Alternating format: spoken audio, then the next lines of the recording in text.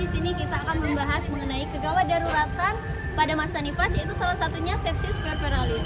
Seperti yang kita ketahui sendiri, masa nifas itu adalah masa yang sangat rentan terjadinya komplikasi, yaitu salah satunya infeksi atau di sini kita bahas mengenai sepsis puerperalis. Nah, pada masa nifas ini angka kematian ibu itu juga menjadi sangat tinggi karena pada masa ini ada masa yang krusial baik dari fisik maupun psikologi seorang ibu. Maka kita harus mengetahui mengenai sepsis puerperalis ini yang merupakan salah satu kegawat daruratannya. Sebelum ke sepsis puerperalis, kita ke masa nifasnya dulu. Nah, masa nifas ini itu adalah periode di mana ibu setelah melahirkan atau setelah keluarnya plasenta atau juga setelah kala 3 berlangsung sampai ke ibu itu sudah alat-alat kandungannya atau genitalnya kembali pulih seperti semula. Itu sekitar dari 6 sampai 8 minggu. Nah, di masa nifas ini ada 3 periode. Yang pertama puerperium dini, yang kedua puerperium intermedian, dan yang ketiga remote puerperium.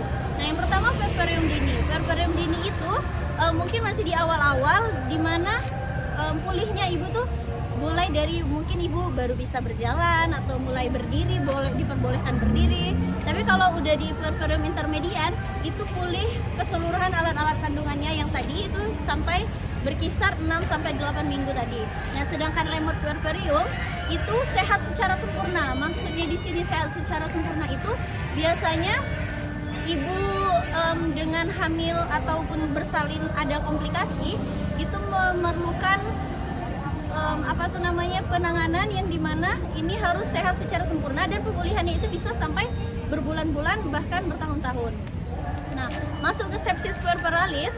Jadi seperti yang kita ketahui tadi, masa nifas itu masa yang penting di mana di sini kita harus melakukan penanganan yang ketat atau pengawasan kepada ibu. Nah, sepsis puerperalis ini sendiri itu adalah infeksi bakteri, infeksi yang disebabkan bakteri di traktus genital. Nah, ini biasanya ditandai dengan demam yang sangat tinggi, bisa di 38 derajat, lebih dari 38 derajat Celcius. Nah, ketika ibu mengalami infeksi, yang pastinya itu tidak berdampak hanya pada ibu tapi juga pada bayi. Selain ibu merasakan sakit dan ibu tidak bisa memberikan perawatan kepada bayi itu dengan optimal. Nah, adapun untuk kita mengkaji apakah ibu itu sepsis puerperalis atau tidak, ada beberapa yang bisa kita kaji. Yang paling utama tadi demam, itu di atas 38 derajat, ibu sampai demam tinggi. Lalu bisa ibu itu nyeri pelvik pada panggulnya, lalu keluar cairan yang abnormal dari vagina, bisa juga vaginanya berbau menyengat, ataupun juga terjadi subinvolusi uteri atau uterus itu tidak kembali ke ukuran normal setelah waktu yang seharusnya uterus itu kembali ke normal, berkisar 6 sampai 8 minggu tadi.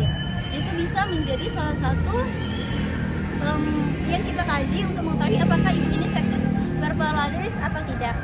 Untuk etiologi atau penyebab dari sepsis puerperalis ini itu berasal dari bakteri tadi, mikroorganisme anaerob ataupun aerob, yang itu yang biasa atau bisa dari flora normal serviks itu sendiri atau juga bisa dari luar. Nah, ada beberapa bakteri atau kuman yang dapat menyebabkan sepsis puerperalis ini. Ada yang pertama itu Streptococcus hemolyticus aerob, di mana ini menyebabkan infeksi yang berat. Ini bisa karena itu datangnya dari luar kalau Streptococcus hemolyticus ini, di mana itu bisa dari alat-alat yang tidak steril tadi ataupun tangan penolong juga yang tidak steril. Ini menyebabkan infeksi yang berat. Sedangkan yang kedua ada Staphylococcus aurelis, di mana Staphylococcus ini itu juga dari luar tapi menyebabkan infeksinya yang ringan. Ini bisa dari penyebab di infeksi di rumah sakit. Nah, sedangkan yang ketiga ada namanya E. coli. E. coli ini bakteri dari kandung kemih ataupun rektum yang menyebabkan infeksi yang terbatas. Dan yang terakhir itu ada Clostridium welsi, yang mana infeksinya ini bisa menjadi penyebab kumannya itu menyebabkan infeksi yang berbahaya. Itu bisa dari abortus criminalis ataupun partus dengan ditolong oleh dukun beranak seperti itu. Nah, untuk patofisiologinya atau bagaimana sih bisa terjadi sepsis puerperalis ini sendiri. Jadi sepsis puerperalis ini terjadi setelah kala 3 atau setelah plasenta. Nah, tempat insersi atau tempat melekatnya plasenta itu terdapat bekas seperti luka di mana itu permukaannya tidak rata dan terdapat tonjolan-tonjolan atau benjolan-benjolan itu sendiri, yang mana di luka ini bisa menjadi tempat masuknya kuman atau tempat tumbuhnya kuman dengan baik. Juga bisa di serviks ataupun di vagina maupun di jalan lahir itu terjadi pelukaan. Itu merupakan tempat yang sangat mudah untuk kuman masuk dan juga kuman itu berkembang. Nah, juga penyebab-penyebabnya tadi bisa dari tangan penolong yang tidak steril ataupun alat-alat yang tidak steril, itu saat masuk bisa menyebabkan kuman itu tumbuh. Lalu yang kedua ada droplet biasanya dari hidung ataupun ketika orang mengalami flu itu. Lalu bisa juga dari dalam rumah sakit, itu kan banyak terdapat kuman-kuman. Juga ada koitus selama akhir kehamilan dan infeksi intrapartum. Jadi tanda-tandanya bisa terjadi sebelum partus. Itu ada tanda-tanda seperti partus lama, itu bisa menyebabkan infeksi, atau ketuban pecahan yang sudah lama itu juga bisa menyebabkan infeksi. Lalu untuk klasifikasi dari sepsis puerperalis ini, yang pertama itu dari infeksi lokalisasi atau infeksi lokalnya, baik di endometrium, di vagina ataupun di serviks. Itu biasanya pakai ujungnya tis kalau namanya itu infeksi. Nah, yang pertama ada endometriosis, itu terjadi infeksi di endometrium atau lapisan dalam rongga rahim. Ini biasanya udah menjalar dari yang pertama, seperti dari ada vaginitis maupun cervitis. Lalu juga ada klasifikasinya itu shock bacteremia. Jadi dari bakteri itu bisa menyebabkan ibu itu shock. Juga ada vulvitis, mungkin dari bekas ketika perineum robek, bekas jahitannya itu mengalami infeksi, baik di vulvitis maupun di vaginitis. Juga bisa di myometritis. Nah, juga bisa klasifikasinya ada infeksi saluran kemih. Kalau infeksi saluran kemih itu tadi dari bakteri E. coli itu tadi bisa menyebabkan infeksi saluran kemih pada ibu nifas itu sendiri.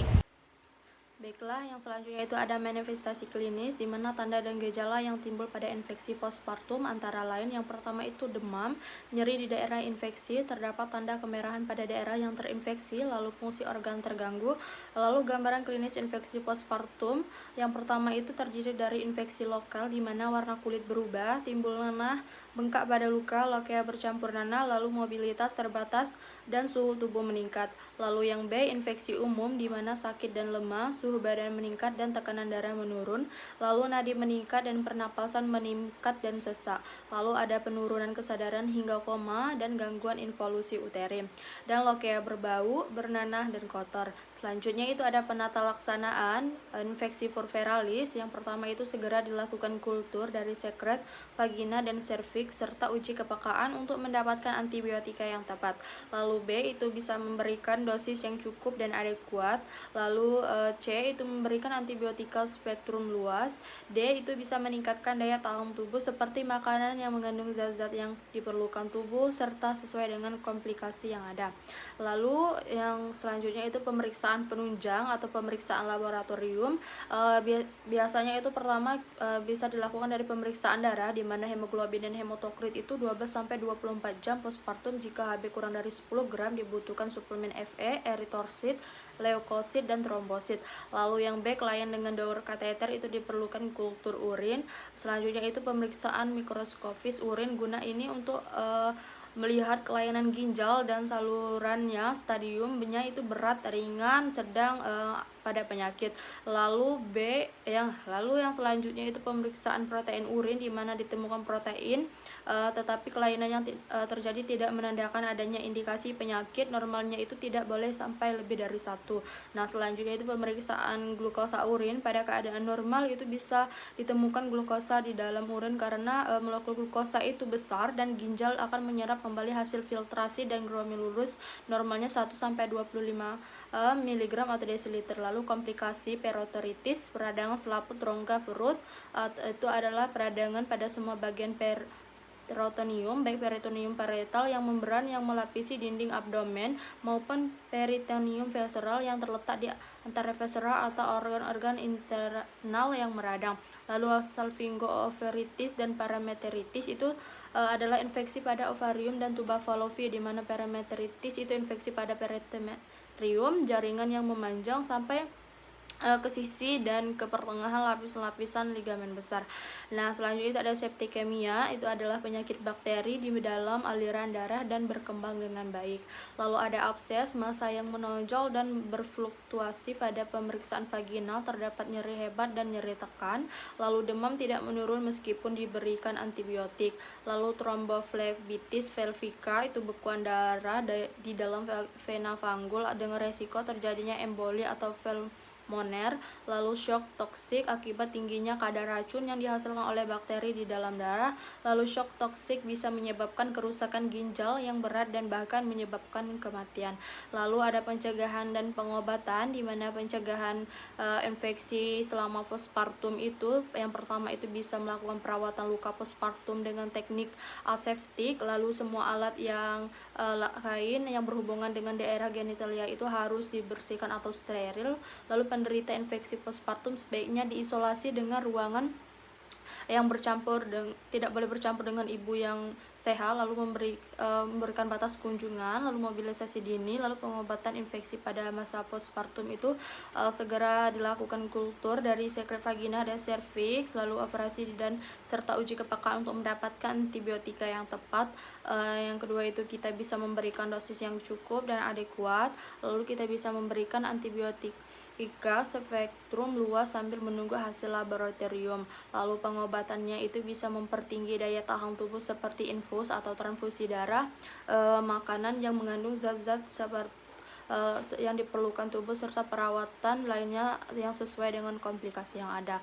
Lalu pengkajian ibu nifas pada sepsis puerperalis itu untuk mengetahui adanya kegawat daruratan ibu nifas dengan sepsis puerperalis itu dapat dilakukan pengkajian data. Yang pertama itu terdiri dari data subjektif atau ibu baru melahirkan, riwayat persalinan dengan tidak episiotomi atau persalinan dengan alat dan plasenta manual. Lalu proses persalinannya itu lebih dari 1 jam, bayi tidak segera lahir, saat hamil ibu dengan penyakit menyerta misalnya batuk lama, dada berdebar dan kencing manis. Lalu kalau data objektif itu partus lama, ketuban pecah lebih dari 24 jam.